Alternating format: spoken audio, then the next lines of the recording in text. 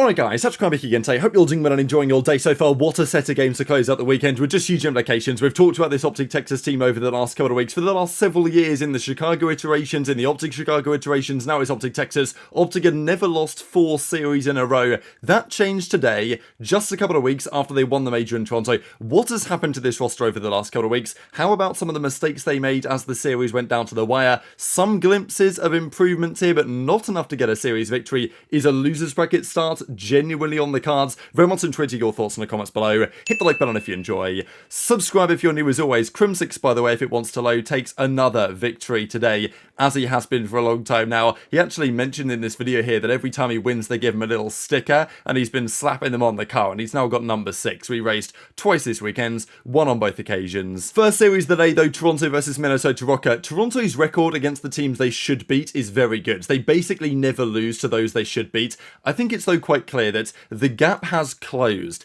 Now, why the gap has closed between the top and the rest is a matter for debate. Whether it's the MCW 4-bullet headshot stuff that's now a thing again, my feeling is like, is that much of a big deal, given that was the case a while ago when there were teams 3-0ing everybody on these weekends that made the matches really boring? Maybe, but you know, there's also the sound EQ stuff, there's also the fact that people are grinding for their life for the World Championship, there's probably the fact that some of the top teams aren't really taking this online stint as seriously as they might otherwise do. But nonetheless, the teams that are worse than the top 4 are still being rather competitive, but unfortunately for Rocker, they still can't win a game 1. They got slapped around the other day on sub-base to 38 points. This time they get slapped around to sub-80. But again, they bounce back and win the search and destroy. So there is something in here for this Minnesota Rocker team, but unfortunately they just can't put any points on the board.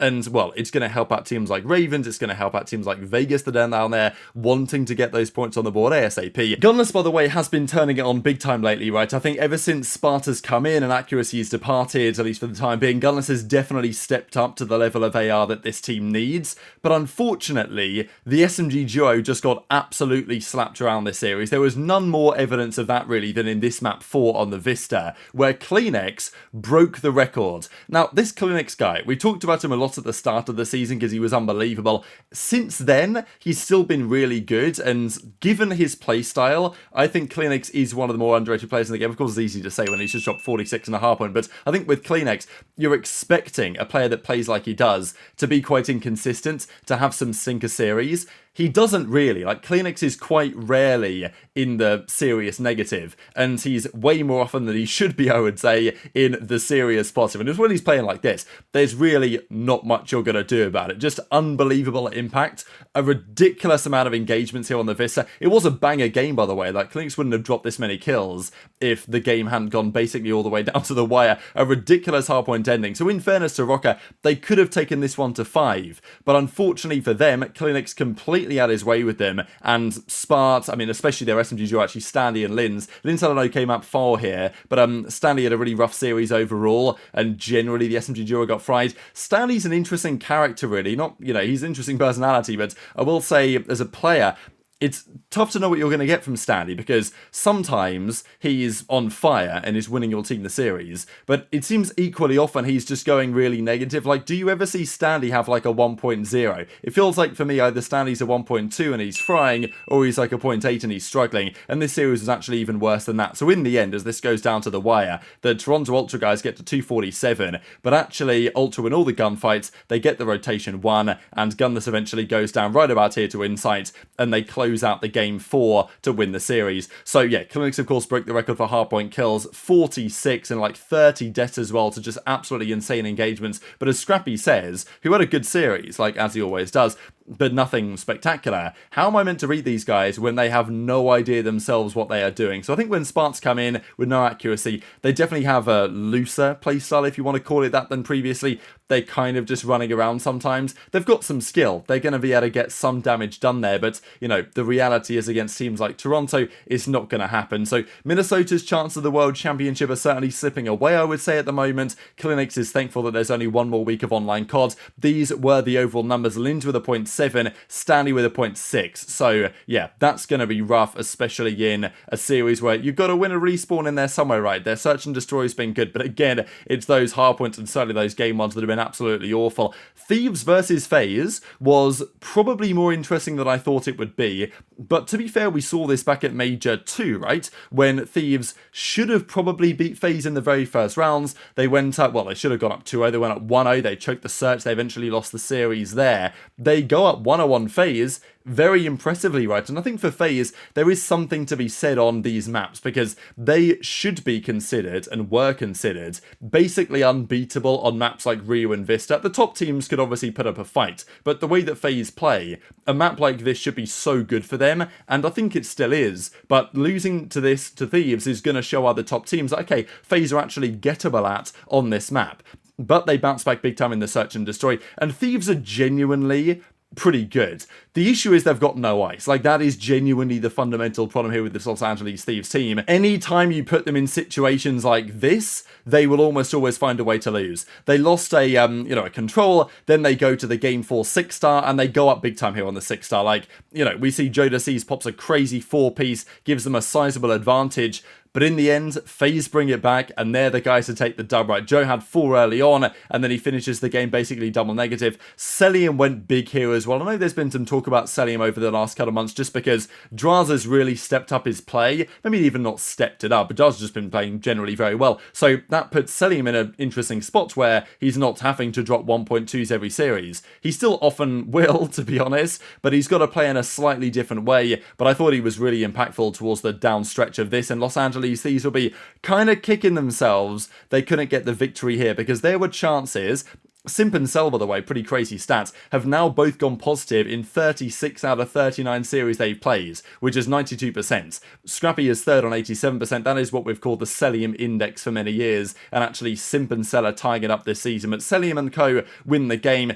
I mean, honestly, I looked away when Thieves were up on that map 4. I thought, okay, this is going to be interesting. Let's see what happens down the stretch of the game 4, and yep, turns out they lost the game 4. Ghost is like, look, these guys are insane. The problem for Thieves is, yes, FaZe improved to a very impressive 26-0 in series where they win the game 2, but it's just they're running out of points to accrue. They lost an important one to Ravens, of course, the other day, and now since then they've played 2 tough teams where they've lost both of those games, and Thieves don't seem to have it within them to beat the top teams. And the problem is for me is that even if Thieves make it to the World Championship, I don't really know if I'm that interested, because they just can't beat the top teams. Like, they can play them relatively close, but Thieves' records this year against any of the top 4 is 0-8 or 0-9 now. Like, they can't beat OpTic, they can't beat FaZe, they can't beat Toronto, they can't beat New York, at least so far. So if they make champs, they're not going to win it, are they? So it kind of raises the question to me as to whether they need to show more to make me feel like they've been deserving of the World Championship, certainly given the way that they started out the season.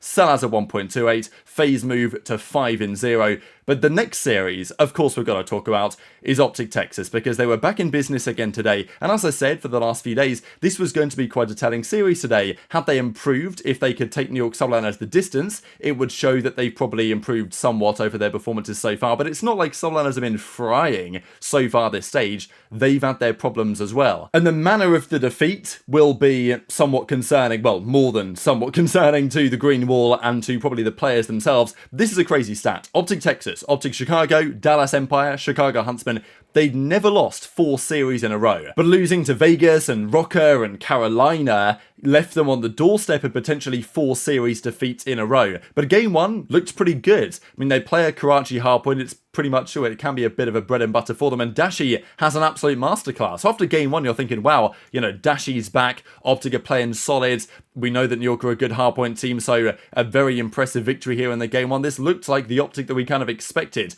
Big game 1, Dashy goes massive, OpTic are back type thing. They've had a good couple of days of practice. They're getting back into the swing of things, and that sometimes has been the explanation for OpTic when they have a poor showing. It's like, well, okay, we started slow, But they didn't start slow. They win the game 1. They, obviously in the search and destroy, again, serious questions on their search gameplay at the moment. We know that games such as Invasion, Search and Destroy against New York, they're going to be close. It's how it's going to be. Can you win in crucial moments? Pred, obviously here in the 1 versus 1, gets eventually the kill, but can he get the defuse? Yes, he can, just about. I will say on Pred's side, though, there are multiple moments where you look at what he's doing on the map and you think, you know, is this the right play? And especially now with the headshot multiplier, as we're going to see, for example, right about here, Dashy versus Skyz, big gunfight win here for Skyz. Now, look, should the headshot multiplier have been changed back? Not in my opinion, but also laying down, you are often asking for trouble. Now, I know that was, you know, Dashy stood up there, but, you know, Pred laying down quite a lot of the time now, you're asking to get headshotted bad by an MCW. So I think, you know, some of the playstyle things might have to be reconsidered here. It goes to a round 11, and New York Subliners take the round 11, right? So with this OpTic team, we talked about, certainly at the major, that they won the ice, right? Clutching up in game 5s, delivering performances, Dashy's 1v3 against FaZe to crucial moments to win them the tournament in the end. Just haven't seen it online as of late, and their search and destroy loss streak just continues. Like, the fact that they've been NYSL'd now, I think only for the second time this year, OpTic got NYSL today, and like, where are the comms? Like, HyDra just got the kill on Pred. How was Dashy not aware that HyDra was there? Just confused. Their comms sound different to how they did previously. They go to a control and they're up 2-0. And it's just moments like this. Like, OpTic still have what it takes, clearly. I mean, they won the major. But here they go. Pred spinning on Kismet, up 2-0 in the game. They're looking like, okay, great. They're going to close out a great Karachi. Obviously, control for them. It's been a really good map for them so far this season. But no, they get reverse swept in the control. They end up losing that round. They lose the subsequent defense. Then they lose the final attacking round that they have. Subliners just trap them in, and there's no chance. 1 tick remaining, but it's not going to be enough. Subliners trap them in. So impressive from New York, but it's like, you know, that's a situation you cannot afford to lose if you're OpTic. And you allow Simp to go 38-17. Like, you know, 12 streak, had a mega game, weren't able to shut him down. But then again, we saw in the hardpoints, not exactly a glimpse, but we saw what looked like old OpTic. Sure, they maybe tried to throw it away on occasion, but, you know, they were down 100 to New York. It looked like they'd kind of lost the plot, but then they bring the comeback on the ReeaL, and they win it 252-38. Absolute banger game, genuinely an absolutely fantastic map of hardpoint, and OpTic take it to 5. So all of a sudden, OpTic looking back to form. It's going to be a map 5, you know, who's going to win? Goes to a 6-star search and destroy. But again, the mistake, it's like nobody wanted to win this series. Like, Subliners were not exactly making flawless plays either, and OpTic most certainly weren't. So they win the game 4, it goes to 5. But, I mean, you know, have a look at rounds such as this, for example. Skyz is winning like every single 1v1 he gets. That kill on Kenny is one of those that might not happen before the headshot multiplier comes into effect, but it's just one of these things you kind of got to be aware of. Skyz ends up getting the 1 versus 2 that really should never be happening, and there were more rounds just like that. But, you know, look, the headshot cheese strikes again. There are some online things going on, I think, in some of these games. Maybe some of these gunfights that wouldn't go the same way on LAN. There's also the talk about sound EQ, right? Are the Subliners guys hearing what's going on the OpTic boys? You know, where they're going and all this other stuff. But I think at the end of the day, you got to look at it, the fact that OpTic have now lost 4 series in a row. It's not like there are 1 or 2 reasons that, oh, well, if they were different, OpTic would have won those last 4 series. Like, there are clearly other factors in play with their gameplay. Kenny wins a massive 1v1 here as well. He just straight up reads exactly where the play's going to come in from Kismet. He gets the bomb down. Kismet tries to come through. Kenny just, you know, reads it, gets the gunfight. When people are saying sound EQ about this, I think probably it was just a good read. But this, you know, it eventually goes 5-3 to Subliners. A couple of those rounds even to get to this point, just bottles on both sides. I couldn't believe what I was watching, really. And OpTic find themselves in a great spot. They kind of fake out a defensive stack here from the Subliners over towards A. Then New York back up. Shotzzy gets in a perfect position, but they're just not expecting Kismet here on the flank. And I think understandably, just because there's so many guys here on OpTic that maybe they shouldn't expect it. But the fact that Kismet comes through, gets 1, gets 2 from the back, and then HyDra pinches them and gets the other 2, with Kismet getting, you know, with HyDra getting 2 and Kismet getting 2, like, you can't allow that to happen, right? And that was indicative of, like, every round. That basically summed up the search and destroy. Just advantages, massively squandered. So, yeah, pretty happy about it. OpTic now lose 4 matches in a row for the first time since Black Ops 4. Literally 5 years ago is the last time they lost 4 in a row, and it's the longest losing streak of Shotzzy's career ever. Just a few weeks after they won the major. Like, genuinely what is going on is Dashy going to be hitting the gym big toe after this, after what JP said the other day, that he was like, yeah, he was pissed off about the loss against Rocker. He's going to be hitting the gym. Now they've lost 2 more series since the loss to the Minnesota Rocker, now to Ravens, and to the Subliners. So what do you guys think about this in the comments section below? Because these were the overall numbers. Sib dropped 104. Dashy had a great series, 1.3, but didn't really get it from Kenny. Kenny, the last few series, has been struggling, but still his damage was okay. I'm not going to lie, it was watching his POV, I'm like, what exactly is Pred doing on the map right now? I certainly have my questions on that, and I wonder if Karma will as well when they review this series. But these are currently the league standings for this stage. OpTic are 11th, 1 in 4. They need to beat Boston, and they need to beat Toronto next weekends if they want want to make it to the winners bracket, which right now I don't even know if they can beat Boston. Surely they can, and surely they will, but yeah, maybe aBeZy is in those guys' heads right now, having moved to Dallas. But very much interested in your thoughts in the comments. Be back tomorrow to discuss all of the big storylines on this. Hit the like button if you enjoyed, subscribe if you're new, take care, and I'll see you next time.